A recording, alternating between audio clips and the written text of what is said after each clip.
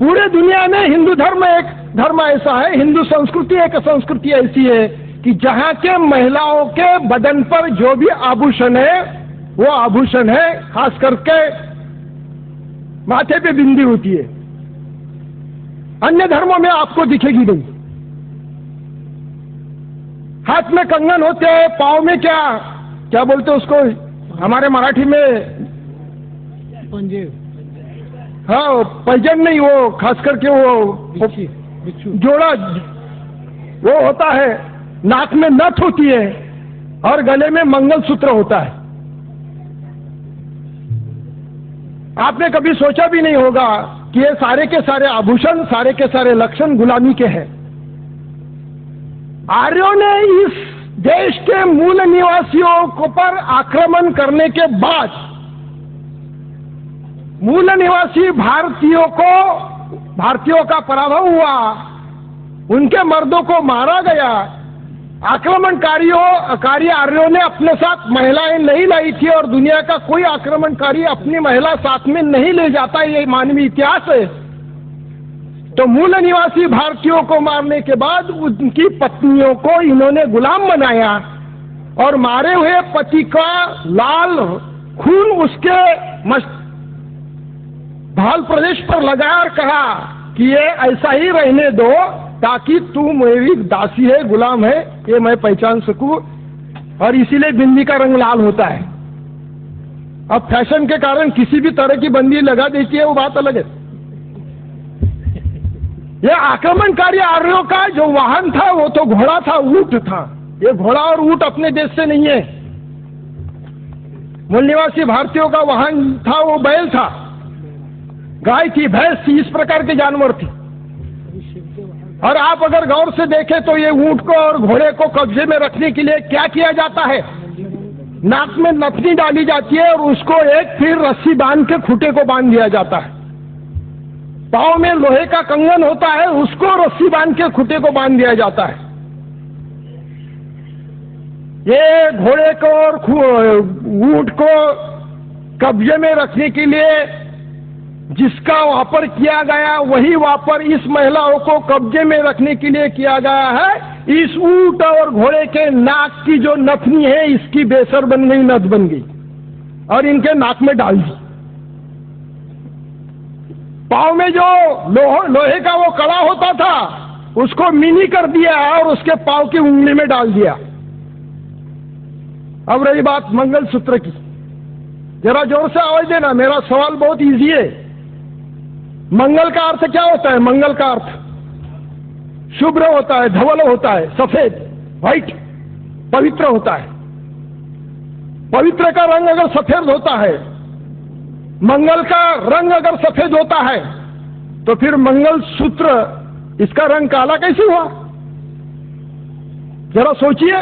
हम विचार परिवर्तन की बात करें, धर्म परिवर्तन का मतलब विचार परिवर्तन होता है। अगर विचार परिवर्तन होता है तो इस बात पर गौर कीजिए कि काला रंग निषेध का रंग है और पवित्रता का रंग है सफेद। तो फिर ये मंगलसूत्र काला कैसे हुआ? अच्छा, मूल रूप से वैदिक वांग्मय में भी जो विवाह सूत्र है वो विवाह सूत्र में भी क्या लिखा है वो भी आप पढ़िए। हमारे धम्म में जो विवाह सूत्र है उसमें भी क्या लिखा है पढ़िए। आग के इर्द गिर्द वो पति पत्नी होने वाले पति पत्नी अपने अंगूठे को सफेद धागा बांधते थे और उसमें भी महिला आगे होती थी, पुरुष पीछे होता था। यानी नवरी आगे होती, दुल्हन आगे होती थी और दुल्हा पीछे होता था। उनके अंगूठे को एक सफेद धागा बांधा जाता था और फिर वो आग के घूमने के बाद, प्रतिज्ञा लेने के बाद, वो जो सफेद धागा है वो दोनों के गले में डाल दिया जाता था और वो सफेद जो धागा था वो मरे तक के दोनों को अपने गले में रखना पड़ता था, इसलिए कि ये विवाहित है, ये पहचाना जाए। फिर ये काला कैसे हुआ? काला कैसे हुआ? ये तो आक्रमणकारी थे। ये आक्रमणकारियों ने इनके गले में जो काला मंगलसूत्र बांधा वो क्या है? तो ये घोड़ा और ऊंट था। उनके गले में जो रस्सियां डाली जाती थी वो ऊल से बनती थी, लोकर, वो ऊल से बनती थी और उसका रंग काली, काली मेंढिया जो होती है, काली मेंढियों से जो रस्सी बनती है, उधर नारियल की रस्सी नहीं बनती जहां से ये कॉकेशियन पर्वत से आए हुए लोग हैं, वो काले रंग की वो रस्सी मंगलसूत्र के नाम पर ये गुलाम दासी जिसको बनाया उसके गले में डाल दिया और कालांतर में उसका ही मंगलसूत्र बन गया। मैंने मेरे जीवन साथी को कोर्ट में अरेस्ट करने के बाद बताया, वो तो बड़ी सज धज के आई थी मायके से। तो मैंने कहा ठीक है, एक दिन तो ठीक है, आप आ गई है और ये जो दिख रहा है इसका इतिहास मैं आपको बता देता हूं, अगर समझ में आता है तो क्या करना क्या नहीं करना सोचना। और उसको मैंने गुलामी का पूरा इतिहास जैसे बता दिया, उसी वक्त उसने निकाल के फेंक दिया कि नहीं रे बाबा, एक आजाद मानसिकता के, एक आजाद विचार के, पूरी तरह से जो स्वतंत्रता का कड़वा समर्थक है, उसके साथ अगर मुझे संसार करना है तो उसकी मैं जीवन साथी हूं, उसकी मैं मित्र हूं, उसकी मैं पत्नी नहीं हूं। पत्नी का मतलब क्या होता है, पति का मतलब क्या होता है, कभी सोचा आपने? पत्नी का मतलब होता है पत्नी, पुरुषों का पतन करने वाली, और पति का मतलब क्या होता है, महिलाओं की पत बढ़ाने वाला।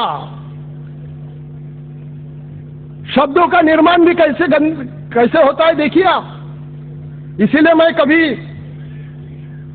ये मेरी पत्नी है, धर्म पत्नी है, ऐसा उल्लेख कभी नहीं करता। कोई भी बताए, प्रदीप जी से पूछिए, हम तो रात दिन साथ में रहते हैं नागपुर शहर के अंदर, कोई नहीं बोलेगा। मैं जीवन साथी कहता हूं, मैं मेरी मित्र कहता हूं, और 27 साल हो गए उसी प्रकार से व्यवहार कर रहे हैं, किसी भी प्रकार का गुलामी का आभूषण उसके बदन पे नहीं।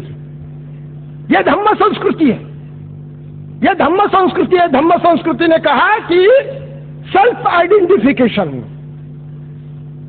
हिंदुत्व नाम का जो आइडेंटिफिकेशन गए हजारों साल से हमारे इर्द गिर्द घूम रहा था, हमारे बदन पे था, हमारे चेहरे पर था, हमारे कृतियों पर था, हमारे भाषा पर था, हमारे व्यवहार पर था, हमारे सोच पर था। ये जो ब्राह्मणवादी आइडेंटिफिकेशन था, ये हिंदुत्ववादी जो आइडेंटिफिकेशन था, बाबा साहब को लगता था अगर इनको मैं धम्म की दीक्षा देता हूं और धम्म का ज्ञान अगर ये लेते हैं तो ये हिंदुत्ववादी जो आइडेंटिफिकेशन इसका त्याग करेंगे, ब्राह्मणवादी आइडेंटिफिकेशन जो इसका त्याग करेंगे, धम्म के संस्कृति का स्वीकार करेंगे और अपना जो आइडेंटिफिकेशन इस देश के अंदर अपने इनका आइडेंटिफिकेशन होगा, वो धम्म का आइडेंटिफिकेशन होगा, धम्म की पहचान। मैं आपसे बड़ी नम्रता से पूछता हूं कि जिन्होंने धम्म का स्वीकार किया है, क्या आइडेंटिफिकेशन है उनका? मुसलमानों का आइडेंटिफिकेशन होता है, क्रिश्चियनों का आइडेंटिफिकेशन होता है, सिखों का आइडेंटिफिकेशन होता है, जैनों का आइडेंटिफिकेशन होता है। तो हमने अगर धम्म का स्वीकार किया है तो हमारा भी धम्म हमारा आइडेंटिफिकेशन होना चाहिए। मगर 60 साल हो गए, 50 साल हो गए, हम अपना आइडेंटिफिकेशन नहीं बना सके। क्यों नहीं बना सके? इसलिए कि हम धम्म का स्वीकार तो किए मगर धम्म संस्कृति का स्वीकार नहीं कर सके। यहां तक के संस्कृति का एक उदाहरण मैंने आपको दिया, ज्यादा मैं दे नहीं सकता कि इसलिए डोगरा जी इधर बैठे। सभ्यता की मैं बात करता हूं, सभ्यता की जब बात करता हूं, उस पर सोचता हूं तो मुझे बहुत अच्छा लगता है, बहुत अच्छा लगता है। मैं राष्ट्रीय स्वयं संघ के कॉलेज में लेक्चरर हूं। मैं राष्ट्रीय स्वयं संघ ने चलाए हुए एक कॉलेज में लेक्चरर हूं मराठी का। 89 को मैं वहां लगा। मेरे कॉलेज में सबसे ज्यादा जो मेरे सहकारी है वो ब्राह्मण समाज से है, मगर सामने जब आते हैं तो उनको मैं कहता हूं जय भीम, तो उनको पसंद आए वो बोलते हैं जय भीम। और जब मैं आगे जाता हूं तो जानबूझकर पीछे देखता है तो वो देखते रहता है ऐसा,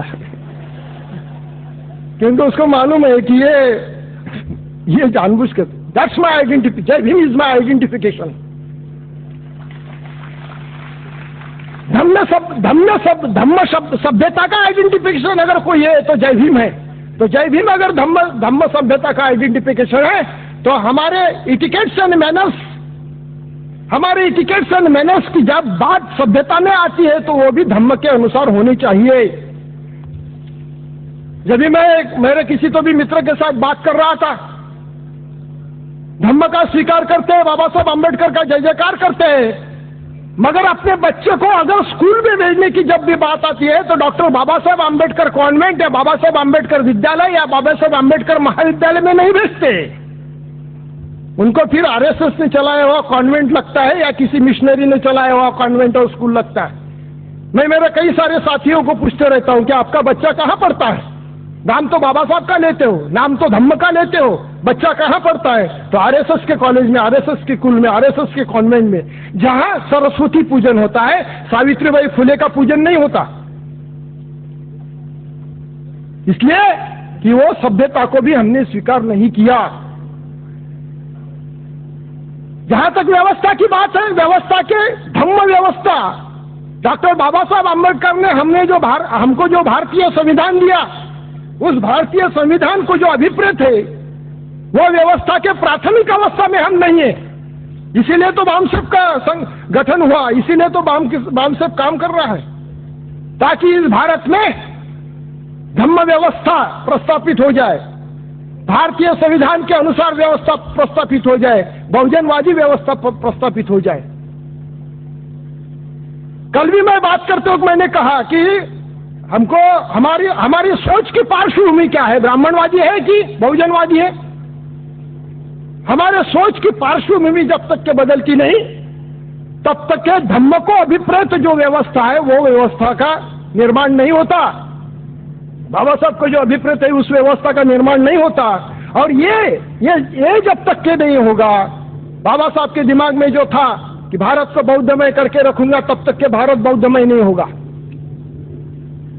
जिसने धम्म का स्वीकार किया है, जिसने बाबा साहब को स्वीकार किया है, वो जैसे विचार करेगा वैसा उसका आचार भी होना चाहिए। उसने ये ध्यान में रखना चाहिए कि मनोव्यापार के बिना देह व्यापार नहीं है, विचार परिवर्तन के बिना कोई परिवर्तन नहीं हो सकता।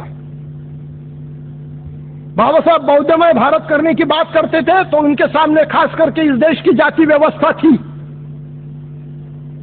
वो जाति व्यवस्था के बारे में एक किस्सा आपको बताता हूं और आपसे विदा लेता हूं।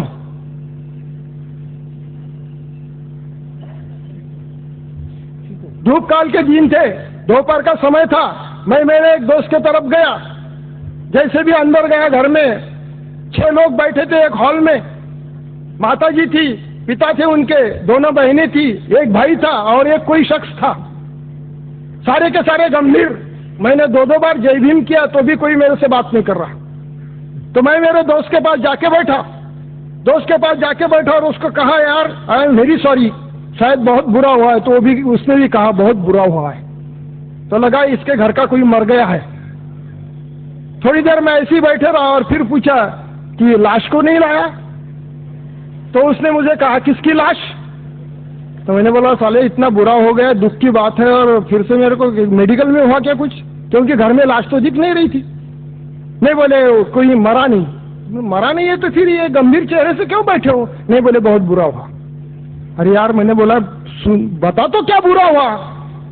नहीं, बोले दीदी की शादी टूट गई।